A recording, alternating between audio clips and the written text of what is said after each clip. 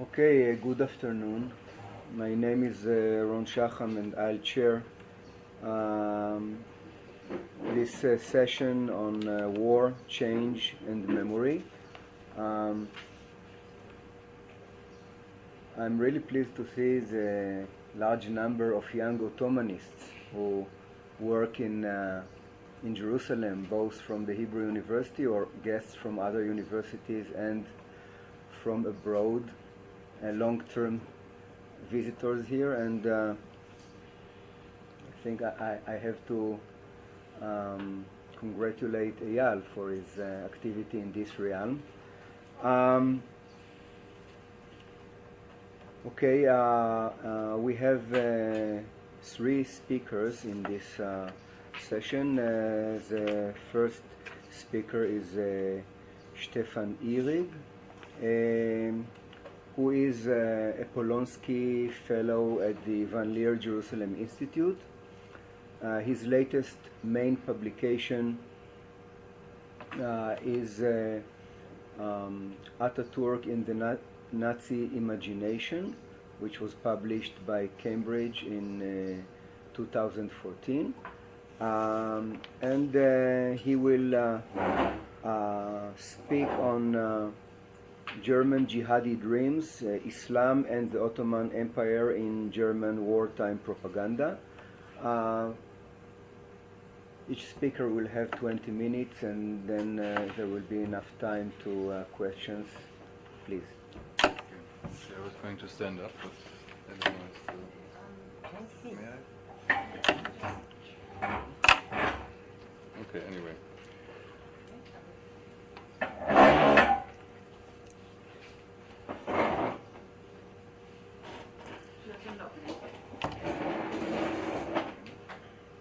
Can you? You just close the computer. Thank you. Okay. Thank you very much. I'm going to talk to you about the jihad on the home front, German wartime propaganda, Islam and the Ottoman Empire. The title of this paper may sound a little bit strange, Jihad on the German home front, and it's supposed to sound a little bit strange and to irritate you. It's a topic that in general we don't know much about, and it hasn't been much investigated so far. What has been investigated quite a lot actually is how the German jihadi propaganda and actions abroad during World War I in general played out, and mostly in many books as a humorous or at least ridiculing side note on the World War. I'm going to pick out two books, recent books on the topic. One is by Jean McMeekin on the Baghdad Railway, in which he, in a very entertaining way, basically ridicules this German jihad propaganda and all the failed adventures, and has many funny anecdotes to offer. And yes, of course, McMeekin is right.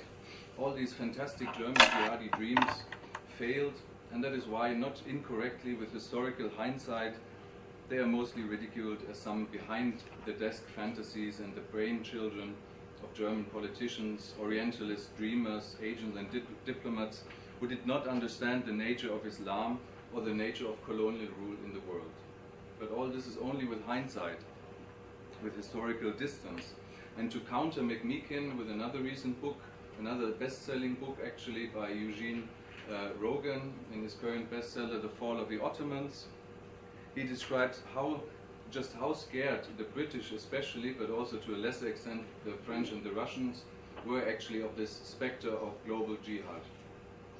Rogan argues for almost every decision taken in the Oriental theater of the war, from Gallipoli to Iraq, from Egypt all the way to other places, when it comes to victories, reinforcements, strategies, losses, propaganda, in all decisions involving all these matters, every time, special attention was paid to the jihadi aspect of it, or rather how these decisions and losses and victories would resonate in and what effect they would have upon the Muslim world in general. So to take the view from the times itself, the jihad was much more a reality and much more of a threat than historical hindsight would make it out to be. Now, I do not want to talk about what German agents actually did abroad, what kind of declarations were printed abroad in the printing presses within the Muslim world, financed by German money. There was a lot of this, and it's all very interesting actually, but others have worked on this already. I want to look at the home front. And I think it's important because after all, and this is also a claim that Eugene Rogan in his recent book underlines, yes, it was a world war, but it was mainly the Ottoman Empire, its front and its armies, not its armies, the armies involved in these various fronts that transformed a European war into a world war. This then also means not to remember the Ottoman Empire and its role played in the World War kind of provincializes the First World War into a European or Western conflict. And another preliminary, the topic of Islam, jihad and the Ottomans, where I'm looking at in the German press and propaganda, actually begins before the war itself. And this is no coincidence. The German Emperor Wilhelm II, dreamer that he was, had been thinking about Islam as his trump card for over a decade already before the war broke out. In fact, when he had toured around the Ottoman Empire, coming also to Jerusalem, he had stopped in Damascus, and there at a dinner had proclaimed himself friend and protector of all the world's Muslims. And this was in 1898 already. At the time, this was Islam as a nuisance against rival colonial powers. This Islam card, this German Islam card, would then escalate into a political trump card in the course of the next decade or so, in the Kaiser's thinking. And then, during World War I, it would actually become Germany's wonder weapon. Not surprisingly, this is an escalation that the reality of the Muslim world could not keep up with. So much for the preliminaries. The Ottoman drum roll about the German drum roll about the Ottomans in World War I began already before the Ottomans actually entered the war. Just to give you a recap of the dates, the World War began in the last days of July 1914, of course. A first secret German-Ottoman alliance was officially concluded in the beginning of August, and the Ottoman Empire itself entered the war only in the end of October. But already in early September, the German drum roll around the Ottomans began in earnest in the press at home, still 2 months before the entry of the empire into the war. And this entry of Turkey was then celebrated in the German press and dominated the German front pages for many days in a row. And in fact, actually, before it had really taken place. The attack of 2 German warships, now under Ottoman flag, on Russian ports and ships in the Black Sea, was celebrated by the German newspapers, and it signaled a new beginning in the World War. But the German newspapers actually neglected to tell that these warships were German warships with German crews, and it pretended these were Ottoman ships solely under Ottoman command with Ottoman crews. This is how the Oriental front was opened in the German press, already with a deception or What then follows, and was already announced in the weeks before in the German press, the Ottoman War, just as the German war itself, was made into a totally existentialist war from the beginning. It was about survival or death. And in the Ottoman case, the German papers for months, and in fact throughout the war, discussed how the Russians wanted to annex Constantinople and much of Anatolia, and how in general the whole empire would be partitioned if it lost the war.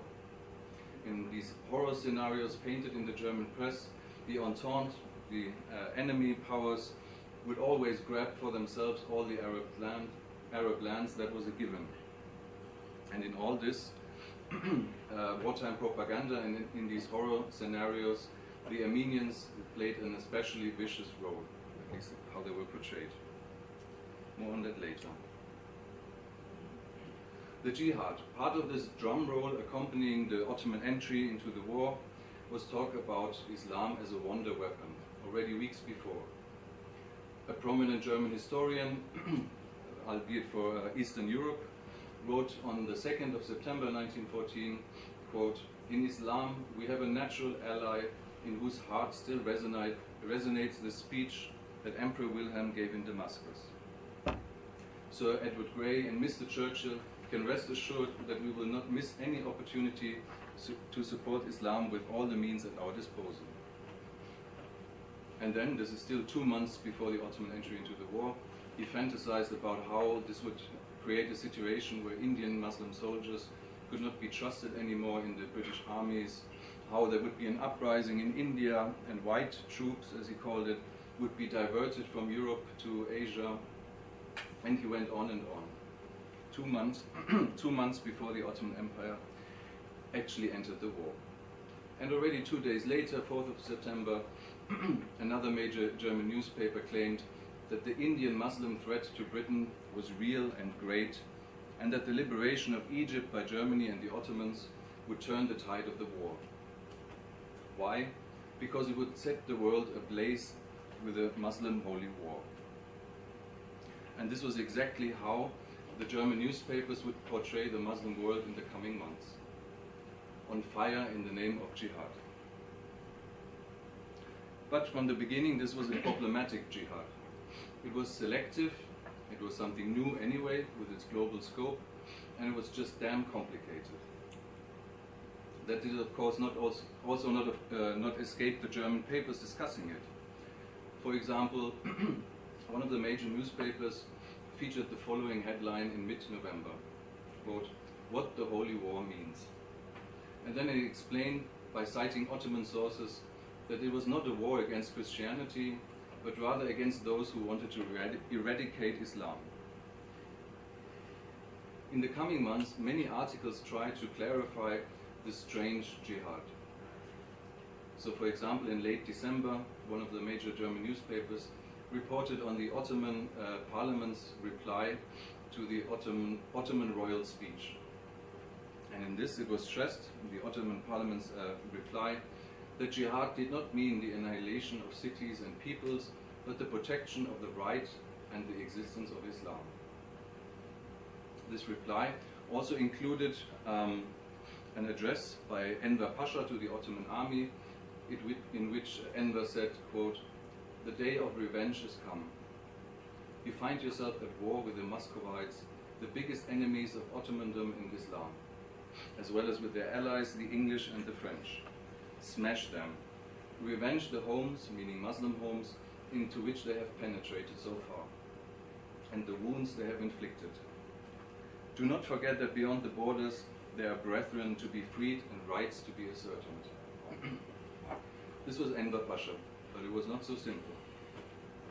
The jihad was complicated mainly because of 3 aspects. It was led by a power allied with Christian powers. Somehow these Christian powers and their subjects were excluded from it. Secondly, what did it mean for the non-Muslim groups in the empire itself?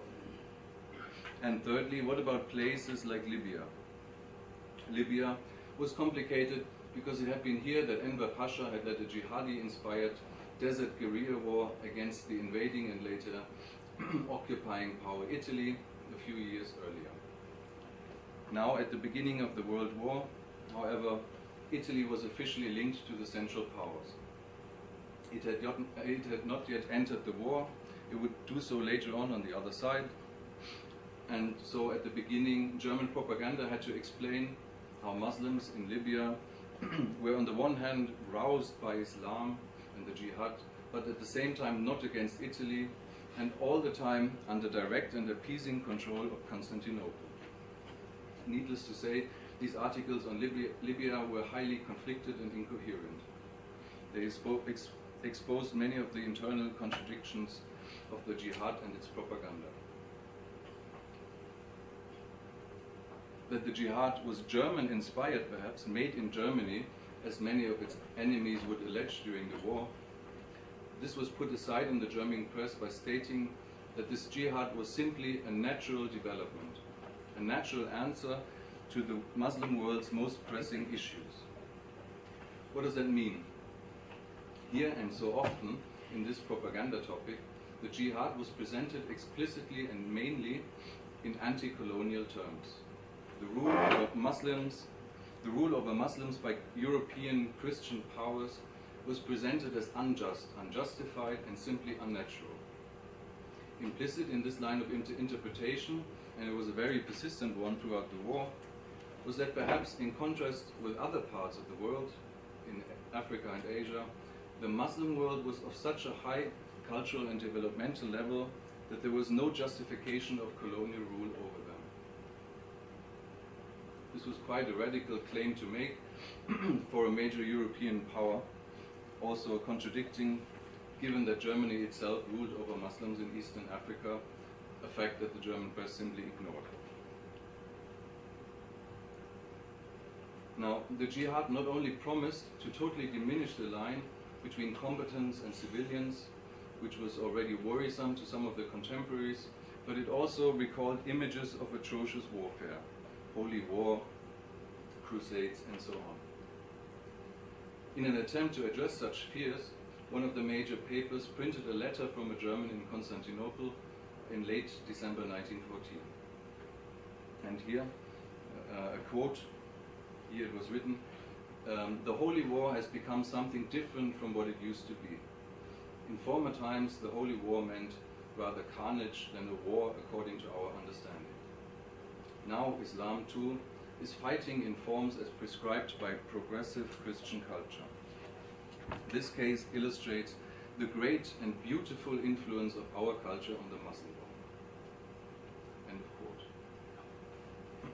Never mind how contradicting and complicated the topic could be, in the first months of the First World War, the jihad became a regular news item with simple headlines in a serialized fashion.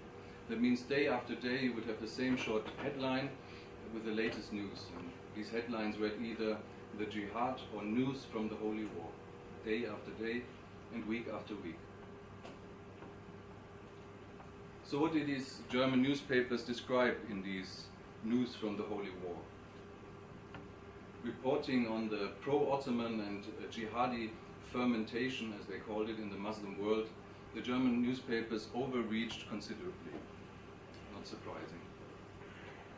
Let me give you a short overview of how the press portrayed the world on fire with jihad in the first months of the war. We can start in the West, Morocco and Algeria. There the Muslims were unrestful and making problems for the French. In Libya, the Senussi sheikhs had gathered a huge army to march on Egypt any minute now. In Egypt itself, the population was just about to rise up against Britain, any day now. In Palestine and Syria, the local population was euphoric and volunteers were swarming to the Ottoman army. Similarly, in Ottoman and Persian Kurdistan and Iraq, where tribal forces were joining the Ottoman regular forces in huge, overwhelming numbers. No surprise, the Russian Muslims were also just about to revolt, and the Emir of Afghanistan was marching on India with forces as large as 160,000 troops and irregular forces. And of course, not to forget two other important places, Persia was just about to rise up too, as was India itself. This is not just a little snapshot from a few days at the beginning of the war or a specific point in time. All this happened in the first half year of the war on a daily basis in the German press. Concurrent with this jihadi hysteria or euphoria, from the beginning the German press suggested that the Ottoman state was not only a ready, but indeed a strong partner, especially in the first months of the war, and thus setting the tone for the rest of the war. The success and heroics of the Turkish armies on all fronts was ceaselessly highlighted. All was always going swimmingly on the Oriental fronts. It was all quite fantastic if you read the newspapers. Take, for example, the news on the 9th of November 1914. The German papers not only suggested that the Turks had already crossed into Egypt, but even that they had already completely defeated the Russian army in the Caucasus. This report specifically also suggested that the Ottomans were now holding all the Russian strategic positions in the Caucasus, and that the army was commanded by the German Liman von Sanders Pasha. None of this was true, however, and such success stories from the imagined advance of the Ottoman army in the Caucasus continued all through the winter. The Ottomans marched, were victorious. Yes, sometimes they had to stop, but the great disaster at Sarikamish, where Enver Pasha effectively pushed the self-destruct button on the Ottoman Third Army, never happened in the German press. And then, in the coming months, this Caucasian dream campaign simply faded away from press attention. And the same was true for the jihad as a topic. It was slowly tuned down in the course of 1915.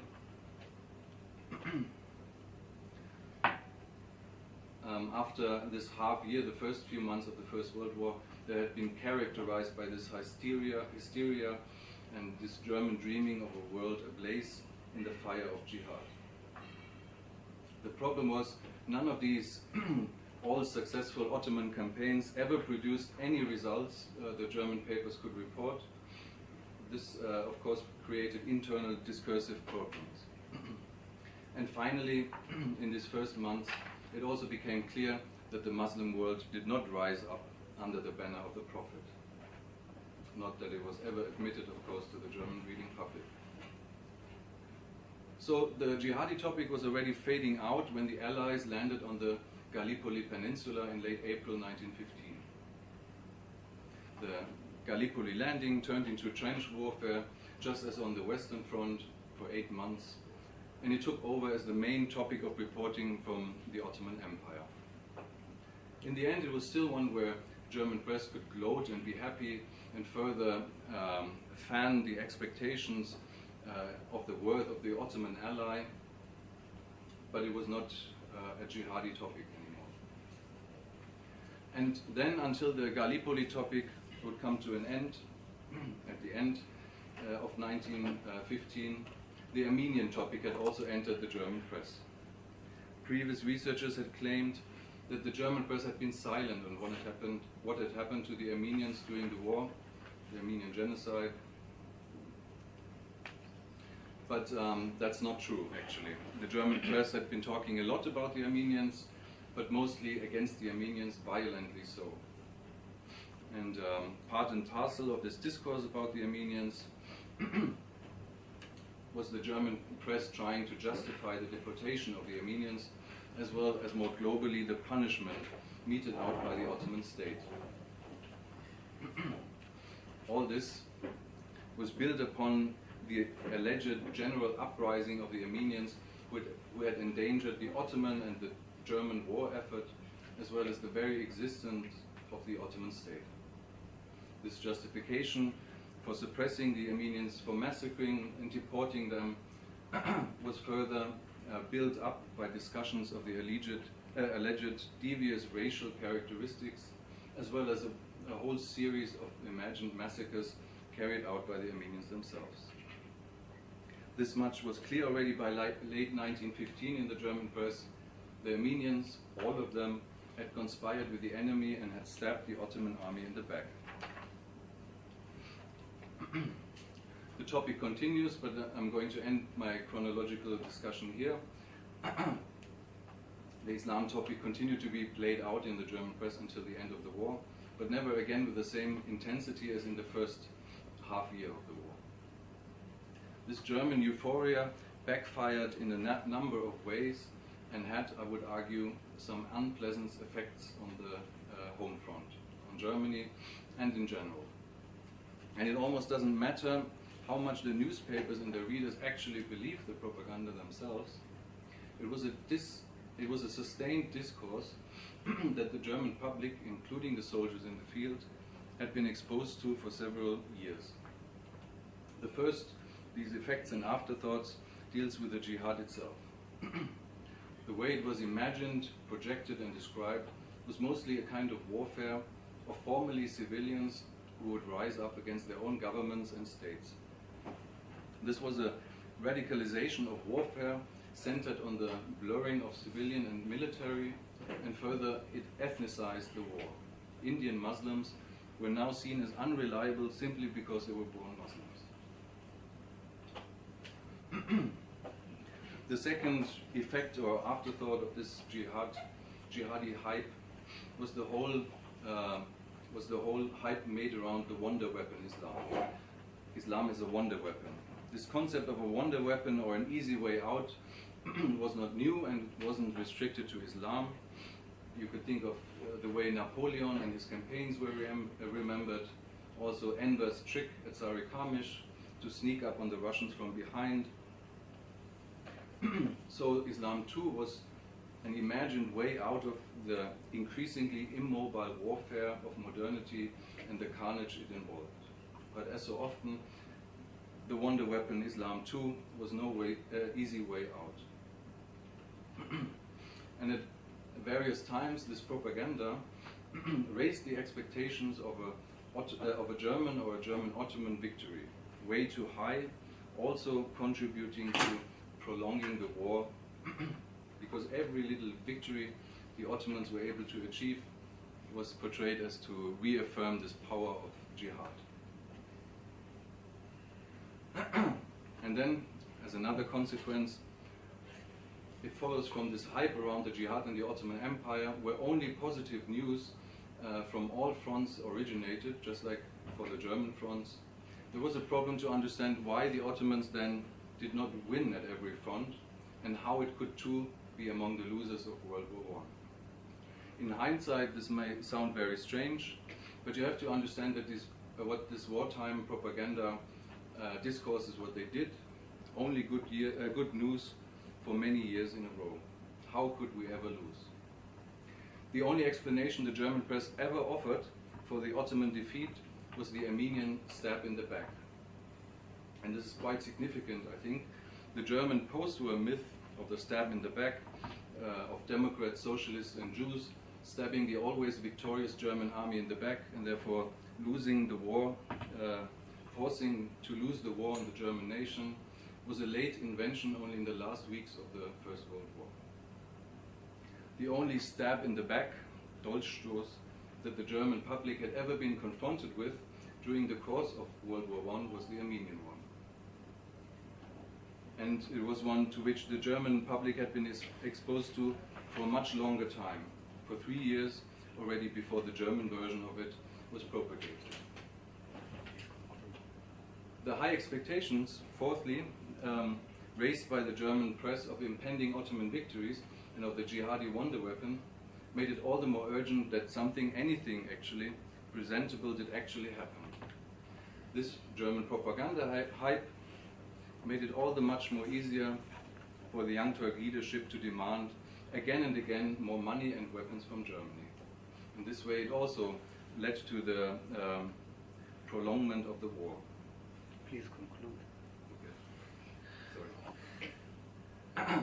And finally, you could also mention the heavily anti-colonial discourse dimension of this jihadi rhetoric, which of course for Germany itself was not much of a problem because it lost all its colonies. I wanted to give you one last example, if I may. You have past your time, okay. More than 5 minutes. So. Sorry. Maybe during the discussion. Okay. Anyway, I think the jihad on the home front is one of these many radicalizations that the Germans carried out during World War I, supporting the Bolshevik revolutions or getting the Jews of Russia to rise up, other aspects of this. Thank you. Thank you.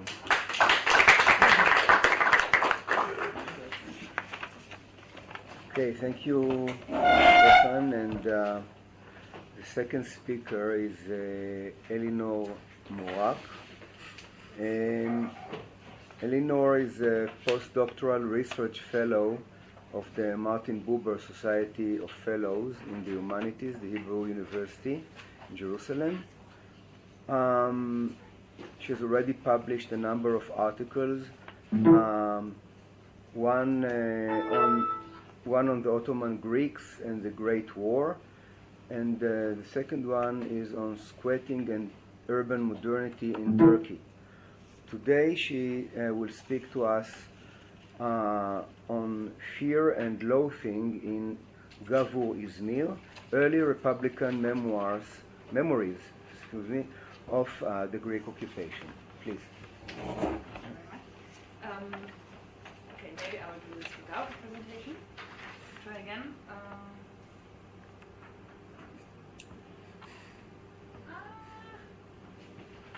Okay. Yes. Okay. Now just need to find the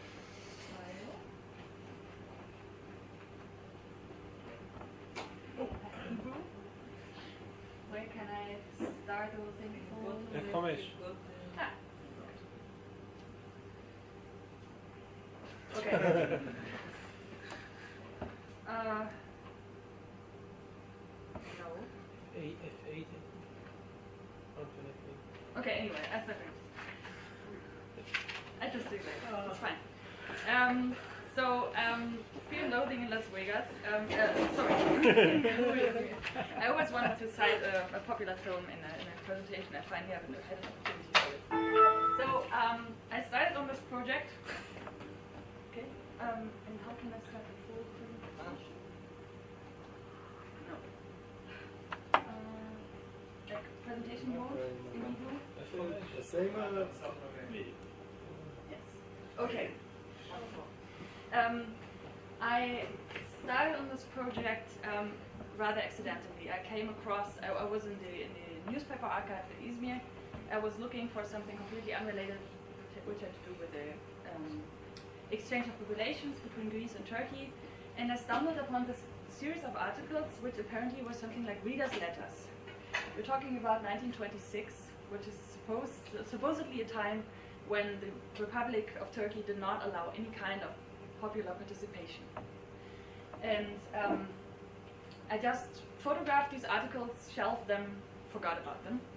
And then at some point I had to come up with a postdoc project, and this is what I applied with to the Maruba Society. I only started to read these sources when I came here, and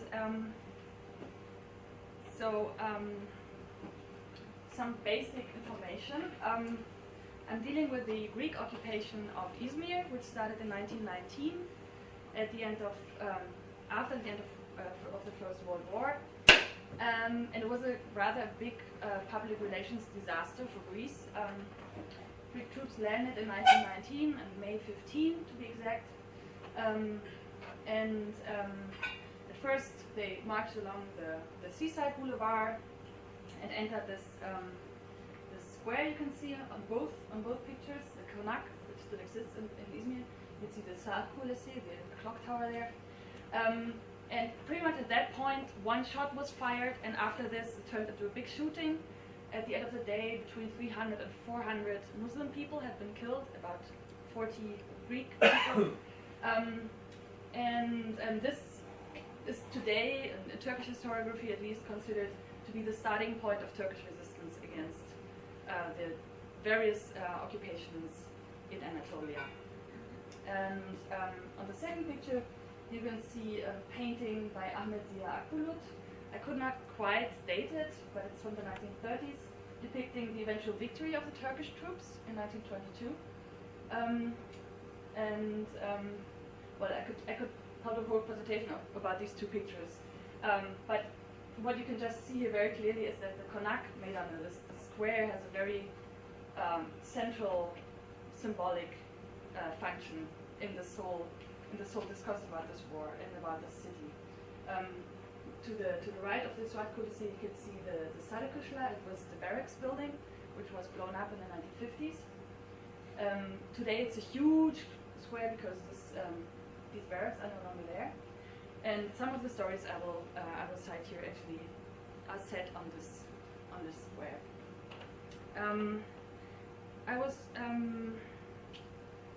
So what I first found were little texts like this here to the left. It was a call by a rather popular newspaper at the time, Ahenk. It was founded already in the late 19th century. It often brought short stories, little cartoons, an editorial, of course, 4 pages in every issue, a daily newspaper. which had already had also been published during the occupation, but of course turned staunchly nationalist after 1922. And this newspaper made a call on the 1st of January 1926 to its readers, which asked them to send in their memories of the Greek occupation. So it said, "Dear readers, heroic, genuine families of the fatherland," and I will not cite this whole thing, but it asked its readers to send it not only outright atrocities, something I would have expected, but they asked also for funny stories, for stories someone might have overheard or heard from someone, and also especially stressed the function that these memories would have. Namely, they could unearth an historical event that might not be known yet, they could establish an important truth, or, and this will be important later, to strengthen our children's emotions. When I first read this text, I was not particularly interested in this emotions aspect, that only happened later. And the newspaper started to publish these. First of all, I will give a little bit of historical background. We're talking about the time after the reconquest of the city.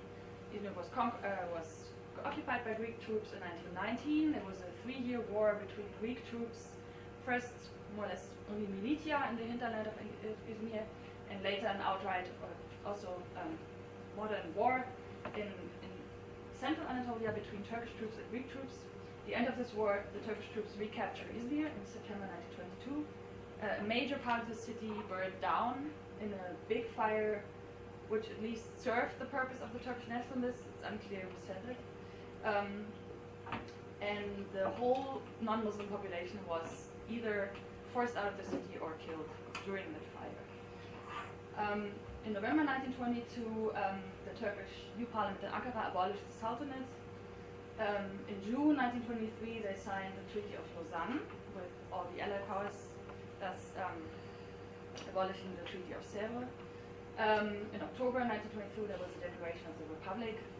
In March 1924, the Caliphate was abolished. November 24, establishment of the Progressive Republican Party, which was the first oppositional party in Turkey.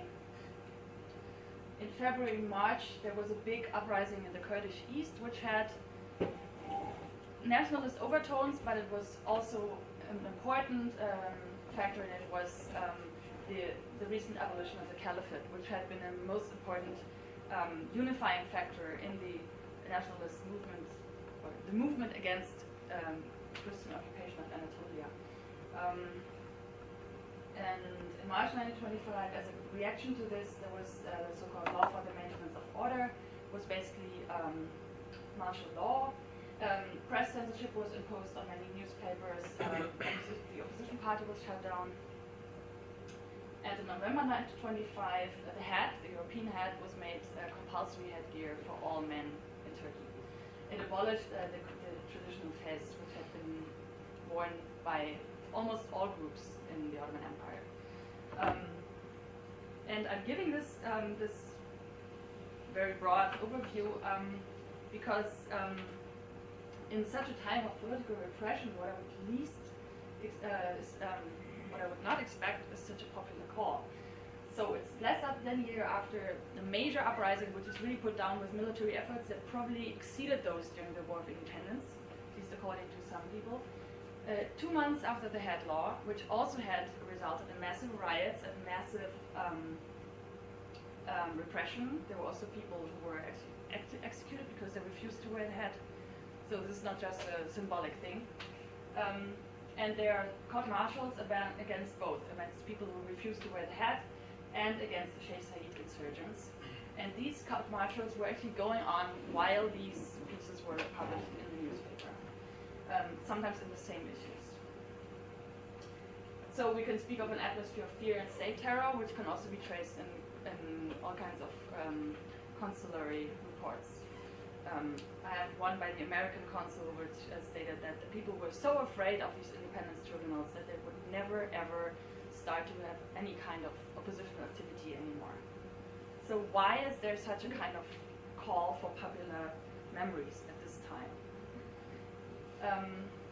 This is one of these responses. They were published in a serial manner. There was always this first line, Aldo Mr. Bablat, the responses we have received, and then there was a title.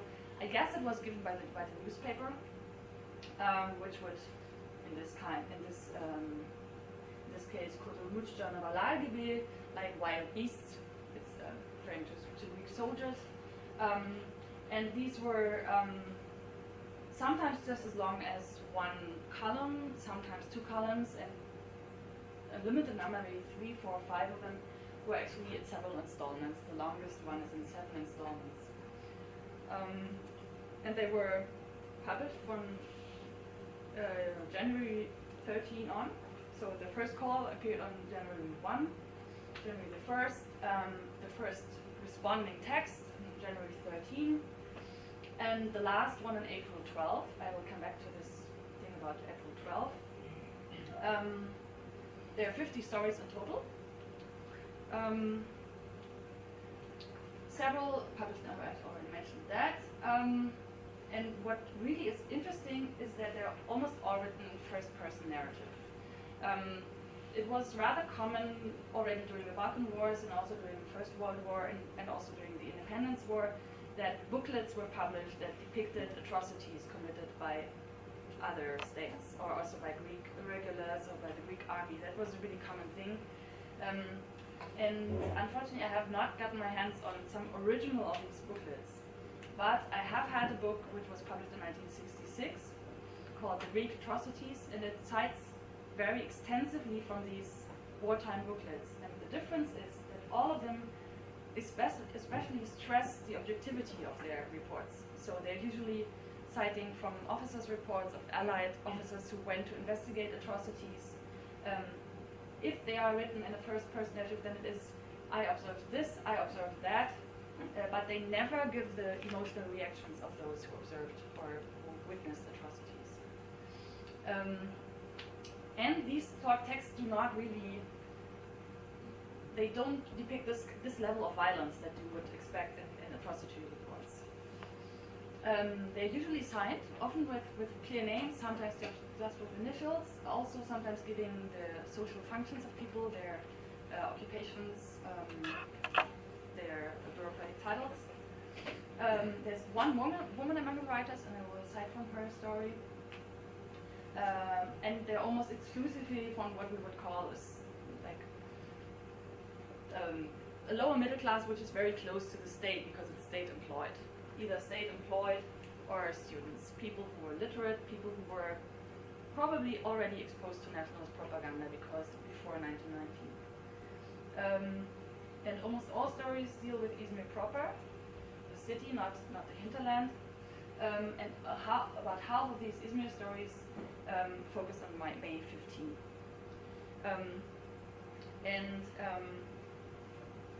The whole thing is also interesting because there's a kind of claim in the literature on memory in the Republic that there is no such thing as memory in the Republic.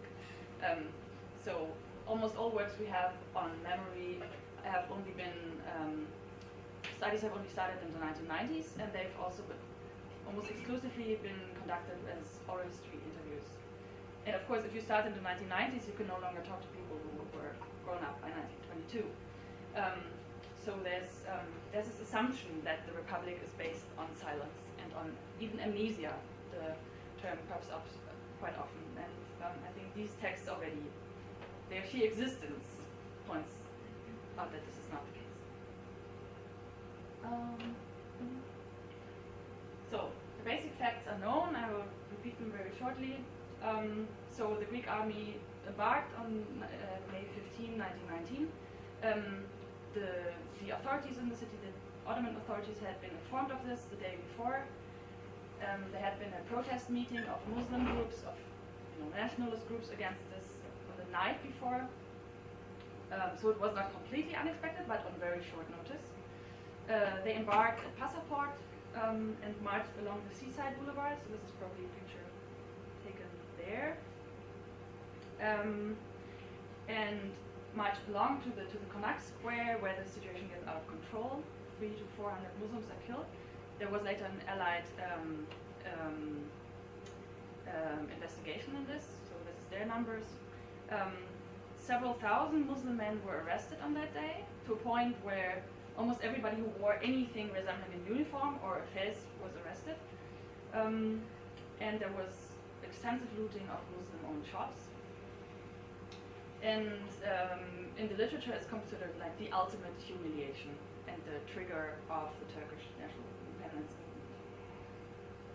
So, when I started to read these sources, what quite clearly emerged very quickly was that they would not provide me with really interesting information. The facts are known, so I know that all these men were arrested, and I know that lots of them were killed, and I felt that narrative alone was actually not very interesting here. And this only changed when I read the following source, which was titled Şehitlerin arasından geçtik. We passed by the bodies of the martyrs. It was published on March 4, 1926, and it was told by a man who claimed to be telling the story that his father had told him, who had in the meantime passed away. So the father said, "They took our fezes from our hats and tore them apart, and they said, 'Let us kill them here.'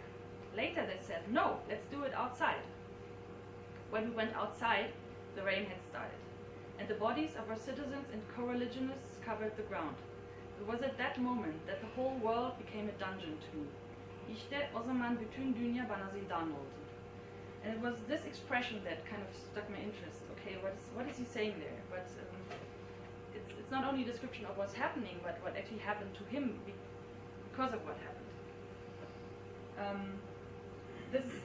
Sorry, I failed to mention this. This man was arrested on May 15. Then the story goes on. They took us from the place where they had gathered us and walked us slowly along the second cordon, the second boulevard, so we could see our martyrs' bodies on the way. Over there, they searched us and took away our money and whatever else they could find. When I moved my arm a tiny bit, I saw in the very same second how the butt of a rifle was moving towards my back. Another one dealt a heavy blow on my forehead with a cartridge belt. Yet another one put his bayonet on my chest and swore at me, saying, "I will kill you right now." But I had already left myself. Bendikten çıkmıştım. I was badly shaken by the wounds I had received. These two expressions, this bütün dünya bana zindan oldu and this bendikten çıkmıştım, I was beside myself maybe, they made me start to be interested in expressions of emotions in these sources and in the way that people actually connect their own emotional reactions and their recollections of their memories, of their emotions, to the national cause. In this particular story, there is no such connection. I think there's really only the depiction of how someone remembers a very violent event. I mean, he was badly wounded in this, and he later died. I don't know why, but maybe because of some late effect of this.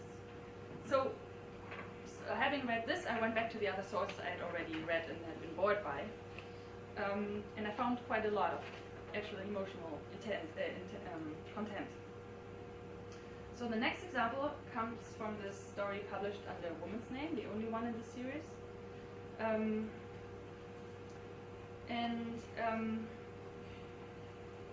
She signed as Sabriye, the wife of the chief clerk at the Population Register's office, and her story was published in 5 installments. It's also set on May 15, and she tells the story how her husband and her brother failed to show up at home, and therefore she had to leave her home. She actually leaves her children behind, crying, and she enters the street and walks toward the gunfire. So the story is also interesting in terms of space, because she's moving in an empty city where men can no longer move about, but that's a different focus I will not take today. So she comes to the Konak, to this square. What you see here at the left side, this here is the Konak building, the Hükümet, where the administration was. This is the So when I came to the governor's palace, I saw a man in a colorful costume lying in a puddle of blood. I looked around, There was nobody, no Turk, no Greek soldier. Gunshots could be heard from the direction of Göztepe. But in the square there was nobody. I walked a little closer to the park. It was full of human bodies. There was one whose body was torn apart. I don't know what happened to me when I saw this. Everything was full of blood. There was nobody besides me and the dead. A powerful tremor shook my body. My teeth were chattering violently. I could not turn my gaze away from the dead bodies. They were lying there in their blood. Were my husband and brother among them? Who could I ask about them? The dead were here. Where were the living? In that moment, I was beside myself. Again, the same expression. I would be wrong to call it fear. It was not. But I was there as a woman. Any man, however brave he may be, would have felt terror, déchet, in the face of this sight. Okay, so I think I have to shorten this a little bit.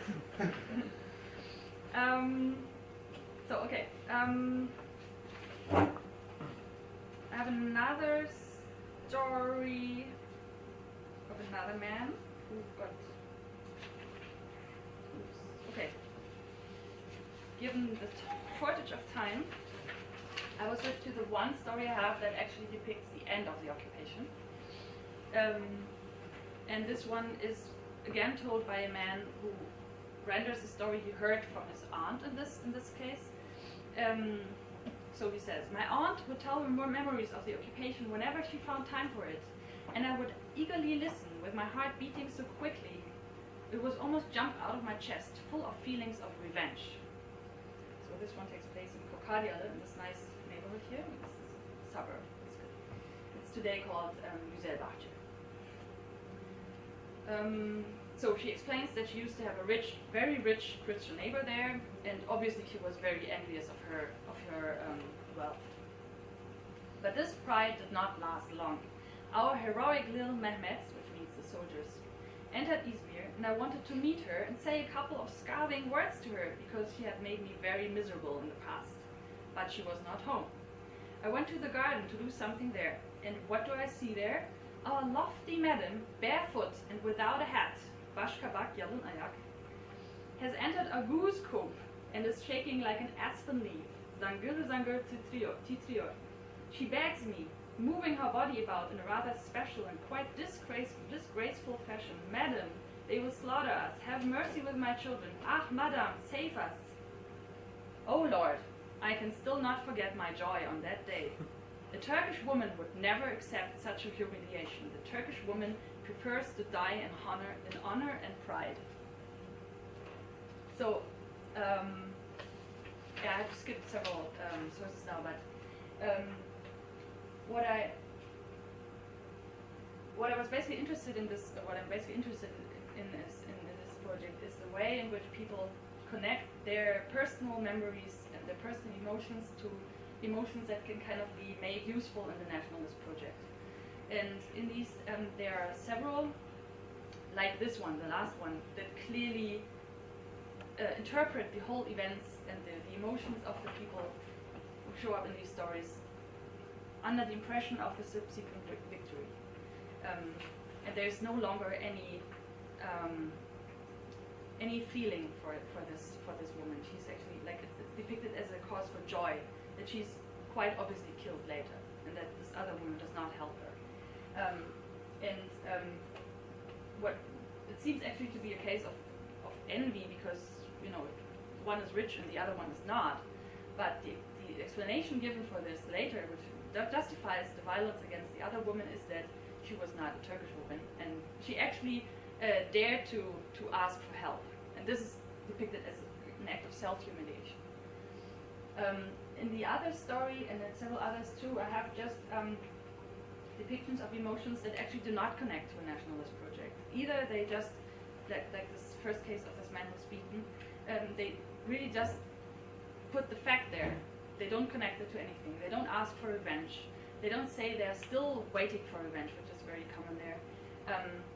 They don't try to make sense of this under the impression of the subsequent victory. And I actually think that this is one of the reasons why this series was suddenly stopped. April 12th was the last So the last installment was published on April 12th, along with a new call. So it's quite obvious that the newspaper was planning on publishing more of these, but then there was no mention of any more. There were no more stories that were just broken off. And I think this has probably to do with a growing sense of disunity among the Turkish nationalist movement. Only 2 months later, there was a plot for an assassination of Atatürk in Izmir, which was discovered and then used as a pretext for a huge trial against basically all major nationalists at the time, beside Atatürk, all his friends from the nationalist movement.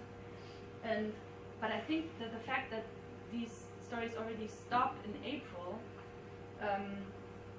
shows that there must already have been something going on. This is already apparent from the other events I've cited here, the Sheikh Said uprising, the Head Law. There was already massive opposition and massive repression of opposition. I think that these stories and this call were an attempt to recreate this sense of unity that had supposedly been around during the War of Independence, and that this attempt actually failed. But there was at least there was such a thing as an attempt to have popular participation and to bring in the popular and the individual memories of people into the nationalist project. And I think this changes the way we should think about the early Republican regime. Thank you very much.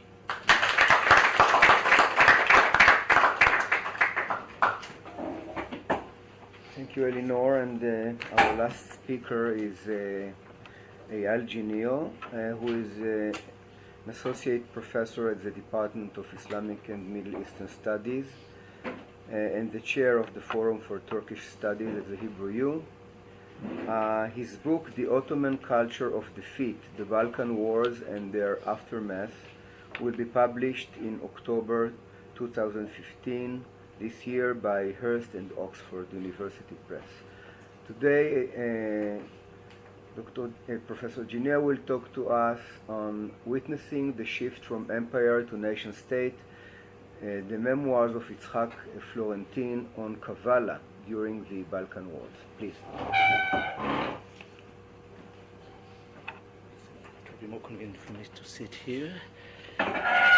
Thank you very much, Ronnie, and I would like also to use the opportunity as the last speaker today to thank very much Liat and Sasha for their wonderful cooperation and huge assistance. It's always a pleasure to work with you. So, to a large extent, my presentation will follow the two previous presentations. I will also deal with a war and its effects on civilians. Though my war is a little bit earlier, I'm going to speak about the Balkan War of 1912-1913 and how it was perceived in Kavala, nowadays a small harbor city in northeastern part of Greece. Writing in Kavala in 1929, about 15 years after the Balkan Wars ended, Raphael Yosef Florentin, a local Jewish merchant and a graduate of the Alliance School, recalled that when the war between Turkey and the other Balkan powers erupted in October 1912, we, who were at the time in Kavala, were miles and miles away from anticipating that this war would reach us here as well. End of quote. He recalled that, like many other Ottomans, Muslims, Christians, and Jews alike, he could not have envisioned the scale of the military defeat that was inflicted in the coming weeks on the Ottoman army by the coalition of the Balkan states. Yet, the Balkan armies were quick to demonstrate their military abilities and to wreak an unprecedented defeat on the Ottoman army. The military route took an unparalleled dimensions, as all the Balkan provinces of the Ottoman Empire were lost. The memoirs of Raphael Yosef Florentin, a resident of the Macedonian port city of Kavala, stand at the center of my presentation. The author, native of Istanbul and resident of Kavala for the previous 25 years, published his past events episode of the occurrences that took place in Kavala from 1912 to 1918, in Ladino or Judeo-Spanish in 1929. The choice of Ladino, the language of the Ottoman Sephardim, as the language of writing, is interesting as it indicates its lingering significance for the Jews living in Greece during the interwar period.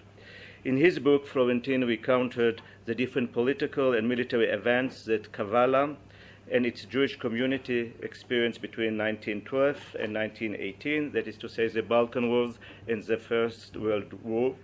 And these were certainly troubled years for the small Jewish community of Kavala that numbered in 1912 about 2,500 people, representing roughly 8% of the total population. His book is a rare testimony of an Ottoman civilian regarding the events that took place in a provincial town during the Balkan Wars. Florentin provided detailed descriptions of daily life in the town and how the war affected him, the Jewish community, and the general civilian population, and as such, it deserves our attention.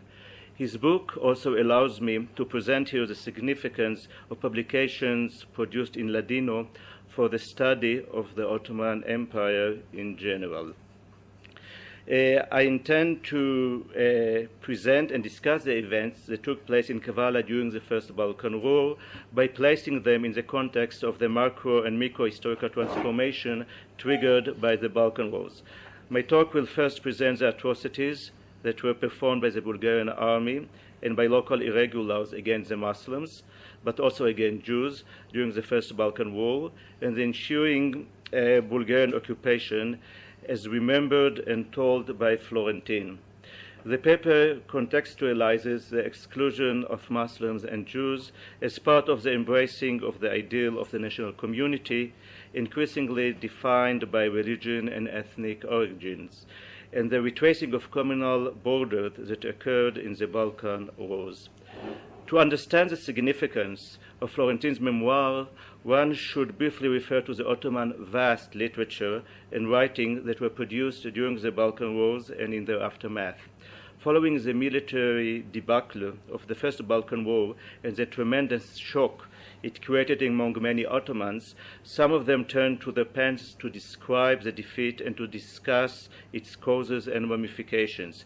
The two difficult questions, why were we defeated and how should we continue from this point onwards, were omnipresent in the Ottoman literature of the Balkan Wars that endeavored to give clear replies, mainly in Turkish, but also in Arabic, Armenian, Greek, Ladino, Hebrew, and possibly in other languages that were spoken in the Ottoman state. The public dispute among those participating in the discussion over the right path to follow in order to reverse the defeat's results was often intense, emotional, and always multivocal, reflecting the diversity of Ottoman society and its different agendas. Furthermore, there was no attempt to produce an official and state-sponsored history of the war from above. This will happen only under the Republic. No state agency initiated an official history of the Balkan Wars. On the contrary, the vast literature on the defeat emerged and was shaped from below, following the need of individuals to recount their personal experiences in the form of memoirs, press reports, theater plays, poems, paintings, etc., etc. Because Ottoman official documents do not give us much of the picture of life on the military fronts and in the home fronts, we must rely on such individual testimonies to recover the experiences of the Balkan Wars as felt and recounted by different Ottoman men, but also women, most of them representing the elite groups living in Istanbul or Salonika. Florentin's account, therefore, embodied a different voice, representing a minority group living in a rather small town. By close reading of his accounts, I think to recapture something of his perceptions. Now, charting changes and impressions through Ottoman writings on the defeat requires a close and careful reading of the context in which these texts were produced.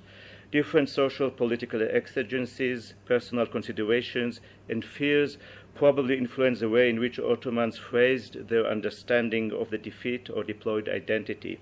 I do not expect such sources to be objective or always accurate in the writing and testimonies, but rather to reflect various perceptions and understandings that certainly were personal, subjective, and self-reflective. These written and edited texts can offer us today an entry into the mindsets of some Ottomans who experienced the defeat. Florentin chose to entitle the first section of his book that referred to the First Balkan War, Kavala in Uncertainty, which reflected the insecurity prevailing in the city and the role of rumors at the beginning of November 1912. In this part of his memoirs, he still referred to the Ottoman framework as his main point of discussion. His use of the category of we, that is to say Ottoman citizens, clearly indicates his identification with the Ottoman state and its position in the war. While he lamented the Ottoman incapacity to defend Kavala and the plight of some of the local and the flight of some of the local senior officials, he felt much sympathy towards the Ottoman cause, even though he wrote his book in Greece already under Greek sovereignty, and the local population as a whole, which according to his understanding came under a terrible threat as they all shared the anxiety from the unknown future. Florentin mentioned that in the beginning of November 1912, it was rumored in Kavala that Bulgarian units were already present in neighboring Drama, about 36 kilometers away. The city's notables, still a unified group representing the different ethnic and religious groups living in the city, met at the municipality and decided, as there was no substantial force which could defend the city, Kavala should follow the example of Drama and surrender without any resistance to the first Bulgarian unit appearing in the city, either by land from Drama or by sea, as the Greek navy already occupied the neighboring island of Tassos. The following week passed in much tension. The local Ottoman officials hastily packed their bags and left the city to its own devices. The continuing arrival of desperate refugees made a terrible impression and instilled fear regarding the coming days. The refugees also caused shortages in the most basic commodities. In the face of terrible uncertainty and dearth, the local municipality decided to approach Abbas Hilmi Pasha, the Khedive of Egypt, who, according to Florentin, always considered himself to be a citizen of Kavala, the city of his ancestors, as the ruling dynasty of Egypt originated from Kavala. Indeed, the Khedive did not fail to show his mercies, and a boat loaded with 4,500 sacks of flour arrived in the city. The precious cargo, distributed to all the city's population, Florentin tells us, without distinction of religion or class, thus saving Kavala from hunger. The rumors regarding the events in Salonika and Drama continued to circulate and to confuse the anxious inhabitants of the city further. Those who could paid fortunes in order to embark on one of the boats plying the route between Kavala and Izmir or the Dardanelles.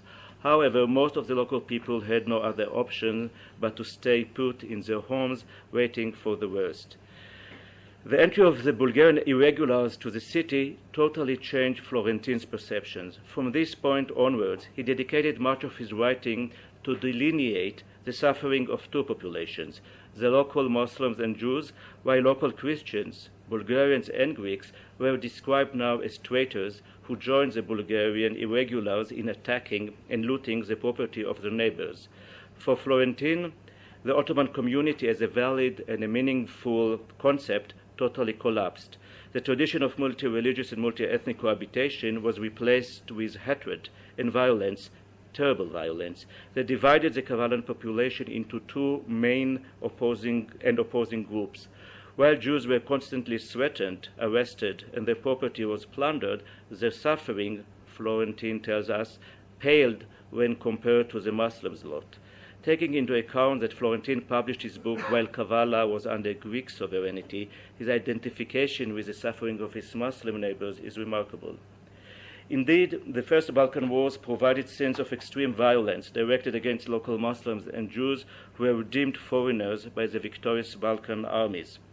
Following the Ottoman army's retreat Jews, together with Muslims, were often singled out as targets for vengeance attacks. Consequently, Muslim and Jewish civilians fled together with the retreating Ottoman army. The harbor of Kavala was one of the places in which Muslim and Jewish refugees crowded in their desperate search for a vessel that would lead them to a safe refuge in Istanbul or Izmir. On Saturday, the 9th of November, the bells of the Metropolitan Church began to ring with all their force. People panicked. Eventually, it was not the Bulgarian army which entered the city, but rather Bulgarian irregulars, the notorious Komitadjis, and a period of anarchy began. These Bulgarian regulars reminded Florentine most of all of the armies of Attila the Hun.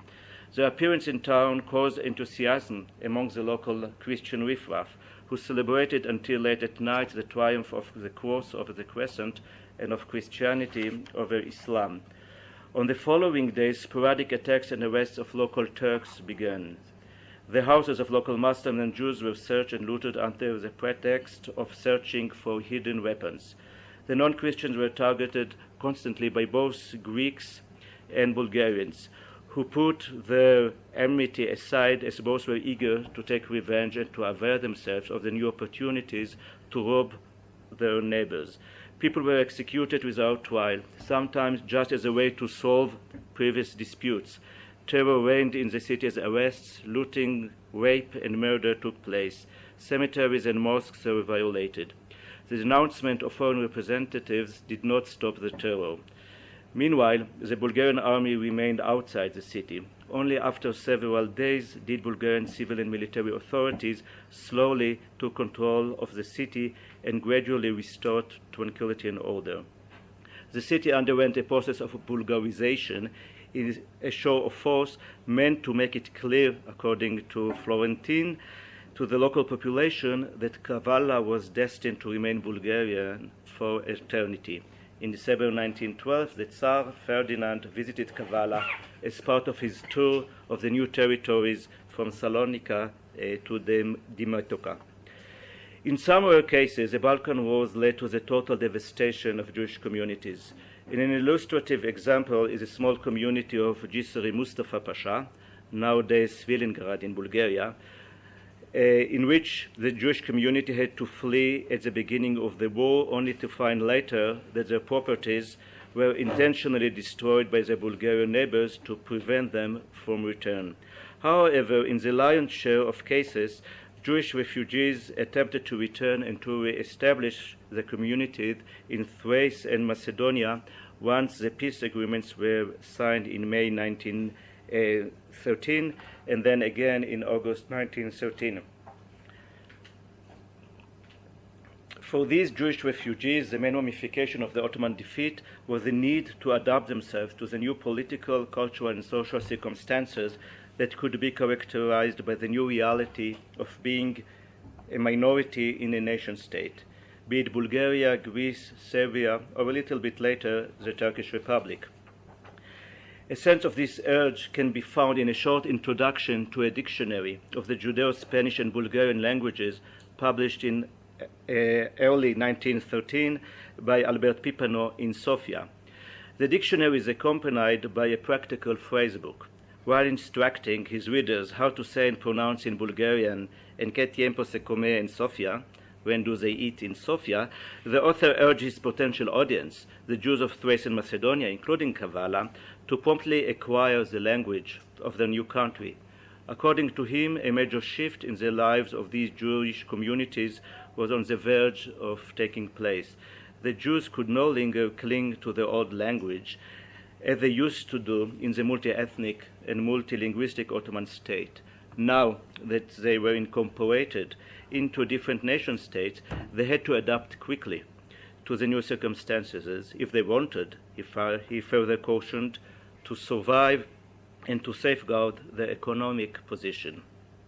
However, for those Jews living in the small communities of Thrace and Eastern Macedonia, like Kavala, the First Balkan War and the Bulgarian takeover embodied only a temporary political reality characterized by terror and deep concern, according to Florentine's testimony.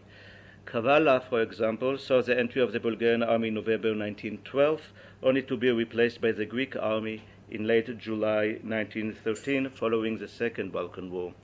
Bulgaria regained control of the city during March of World War I, and then again during World War II, when all of the Jewish community was deported to the death camps before the reestablishment of the Greek rule over the city. In her book on Greek Jewry, Catherine Fleming claims that the transition from imperial to national territory was gradual and awkward one, and it heightened long-standing tensions both between and within different religious groups. Florentine's accounts on the daily experiences of the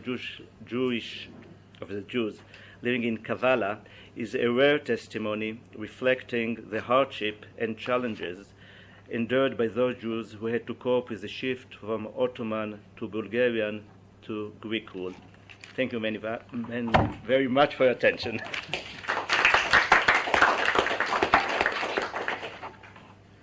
Okay, we have a few minutes for a question discussion. Please. I have a lot of questions to Stefan about the last two. How do you, before World War, the First World War, there was optimism was in the military thought was the main thought. If we attack, they will crumble. If we attack, if we attack, we succeed. How do you place the jihad in this field? Because and the second one is every army during the first month of the First World War tried to find the super weapon. The French, the German were talking about the offensive, the spirit of the offensive. Stefan Flanel called it the offensive. And was it the Ottoman jihad was the small brother of the spirit of the offensive during that time? And the first question is, how did they depict the German offensive on the front, especially after it was stopped on demand? How the German newspapers depicted it? Was it a success? Was it a failure? What do you mean? They say they won the battle, they conquered Paris, they defeated the French army. Ah, okay. Okay, so in general, the propaganda was, as I said, was always very positive, but of course it had to deal with the fact that there wasn't always something positive, and not all these things that started out so positively ended positively. So one of the strategies was to fade out topics, or to say that the armies have come to a halt or have a certain situation. It is admitted sometimes that they have to withdraw or something, but they don't make up victories as such often. They do sometimes, or overestimate some successes, but of course they didn't conquer Paris. I'm not quite sure I understand your question about the role of attack and jihad. I'm not a military historian, so I don't know if I'm talking the same language. There is a paper, I don't remember the name of the author, that talked about before the First World War, everybody talked about the war will be short and will be won through a rapid offensive. Yeah, okay. So how do you place the jihad in this field? Actually your two questions go together. Yeah. Okay. I think that's also why the jihad was such a big topic in the first months of the war, when people actually still thought it might be over really fast.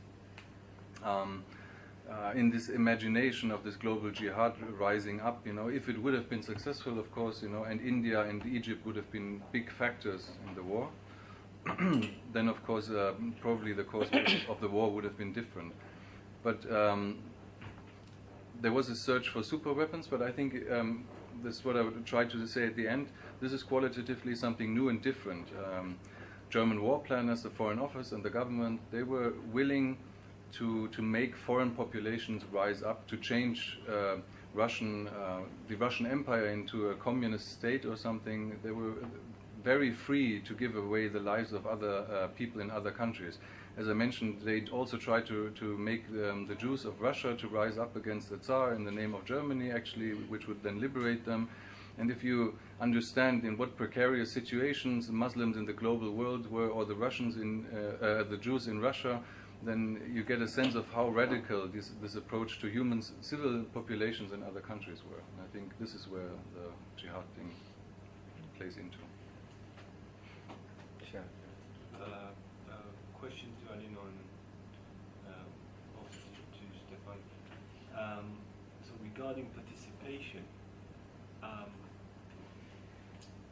I'm not that familiar with the literature about the 20s, but is this really participation that is different from the way the Republican elite stages participation? So is it different than Ataturk taking photos of himself with peasants in Anatolia, or with, I mean, it's orchestrated, is it not? To what extent this is multivocal, polyphonic plurality, or maybe it's more of an orchestrated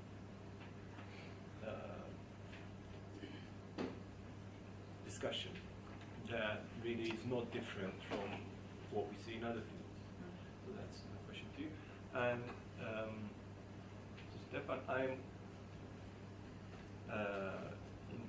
intrigued and always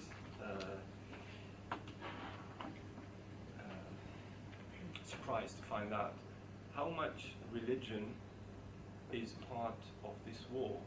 So never mind the Ottoman case and jihad, but we know about the British talking about crusades and putting up the whole propaganda case. And I'm wondering to what extent talk about jihad comes together or not with notions, German notions of German religious overtones in their war efforts. I mean, do the Germans have any religious dimensions in their war propaganda? And if so, how does these play together? Let us collect a few more questions because of the short of time. Please. I have two questions, one for Elina and one for Stefan Wiel. First, the question for Stefan Wiel. In the course of your research, have you also come across about the reception of jihad in Austria and Hungary? Because you were, of course, you were mostly focusing on Germany and Prussia, but as far as I know, jihad was also a very popular slogan in Austria at this time. I also remember once in the Jewish Museum in Vienna, a Super Bowl was displayed with the counterfeits of the Ottoman Sultan and the two emperors. So there also must have been some war merchandise at this time. And the question for Elina, which also connects to the paper President Ayal, have you come across accounts about Jews during the occupation of Izmir? So the third prominent minority in the city during the turbulent times. Okay, thank you. Just I have a note. Because we are speaking about the memories on the First World War, there's a new memory was published by Hussein Fakhri Khaldi, from Jerusalem, family is here. He was a doctor of the First World War on the front of the Suez Canal. It was published in Jordan and we have it here in the library. Anybody interested? Just. Thank you. And the last one, please. I have a question for Stefan. I couldn't figure out what was your approach, as in are you talking about this from the German point of view, as in are you looking at Germany or the German international relations perspective, or you're talking about, say, local history in the Middle East, whether it be in somewhere in the Ottoman Empire or so if you could clarify that a bit, because at times I got the feeling that you are also making fun of the German effort at promoting jihad, just like other, which is all right. I mean, I have no issues with that. But my interest comes from the Indian Muslim point of view, and it was a big issue in the British Indian setup. There were a lot of, allegedly German spies, and lots of Muslim leaders in India were also arrested or put under house arrest. Sadly, this is a very understudied phenomena. This was called the Khilafat movement in India because it was pleading for the Khalifa in Istanbul. The international dimensions of this Indian Muslim support for the Khalifa are kind of understudied. But as a note here, we have the Zawiya al-Hindi, or the Indian hospice, right here in Jerusalem. So there are a lot of Indian Muslim leaders which were pro-Khalifa. They have photographs of them visiting here actually. So that I don't know how they managed to do that. I mean, how the British or the Ottoman, whatever, were the agencies working on that. And probably, to my mind, there was the present keepers of that hospice are planted by the British somewhere during this period. There has been an amateur book on this, and they are not very willing to let you check out the records or anything, but I thought that would be an interesting side note. I mean, they are an Indian passport holding family that no longer speak any Hindi or Urdu. I mean, they are perfectly Palestinian. Thank you. Thank you. Sorry for the digression. Nadav also has to ask A something. quick question for Eleanor. A follow-up of what Avner mentioned about is it orchestrated or not. You mentioned that some phrases repeated in several other stories. Have you tried to authenticate the stories, or at least the people who send it actually existed? I mean, if orchestrated, maybe it's large scale orchestration. Okay, maybe Eleanor, can you start? Concerning the sources and the question of orchestration and participation, they are certainly edited stories. That's obvious. But they differ very much in style and vocabulary. Some is almost complete Persian, some is very simple Turkish. So I think they were written by different people. And it's also not so unsurprising because many give relatively, boring stories. There's not, so people witness these things, why not write them down? I'm sure that they were edited and that unwelcome things were edited out, so they're not just, genuine stories. And of course there are memories, and people are remembering things they want to remember it in a certain way. So it's not, I cannot simply take them like this. The thing is, I have found several stories that do not quite fit into this national narrative. For instance, there's one story I would have liked to cite here, where a guy says, his fez is taken away from him. He's in one of these makeshift prisons there. And then they send him home, and he says, "But we don't have fezes." He shifts, like he changes the tense. He's in past tense. He's talking about 1919. He's telling the story in 1926, 1 year after the head law. He says, "But we don't have faces. Our heads are uncovered." And I think this is a statement. Like it's very through the curtain, but it's there. He's actually making the point that it's also not right that the Republic has forced him to take away his fez. And it's this story and another one where also Jews appear. In that particular story, the guy without the fez, who has to walk home bareheaded, passes a kalpak shop, which is the kalpak is the headgear worn by nationalist people, not by the Ottoman people. So this shop has been looted by Jews and Greeks, he says, but there's one kalpak left. So he goes in, takes the kalpak, puts it on his head, goes home, and says at the end of the story, "But I saw how the Jews and Greeks looted the shops." he doesn't mention that he himself looted this too. That's one story, and the other one is also concerned with looting. It's also a guy who is on his way to the bazaar. He meets some Jewish people who take away his fez and destroy it. He has to walk into the bazaar without a fez, so he's not recognizable as a Muslim. But and he keeps people from looting one shop. And there are also Greek soldiers and officers there. Then a Jew who knows him recognizes him and points him out to the officer. So a Greek officer, then there's a story of beatings and stuff. At the end of the story, he goes out again. And then, years later, after the victory, he meets this Jewish guy again. And says, yes, and this time he showed respect. And he was, accepting my authority, and he was showing remorse, and so on. And this, again, I think is a case where this person's story is like, he makes sense of it through this nationalist narrative, but only later, and you don't know how he would have told the story in 1919. I think examples like this one with this, we don't have phases, are ones where at least a tiny little bit, there's something in it that was not so welcome, I think, at least if you were reading carefully.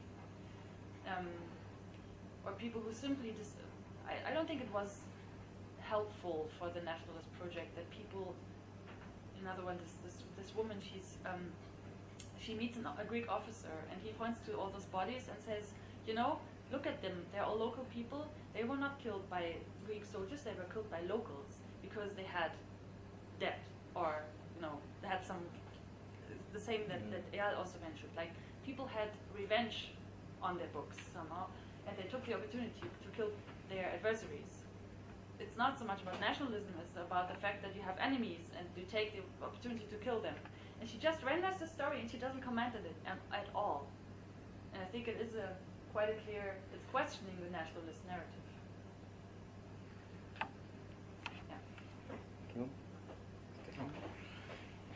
Yeah. Okay, there's a whole bunch of questions. I will start with the last one. I didn't mean to make fun of the jihad as such, as other people sometimes do.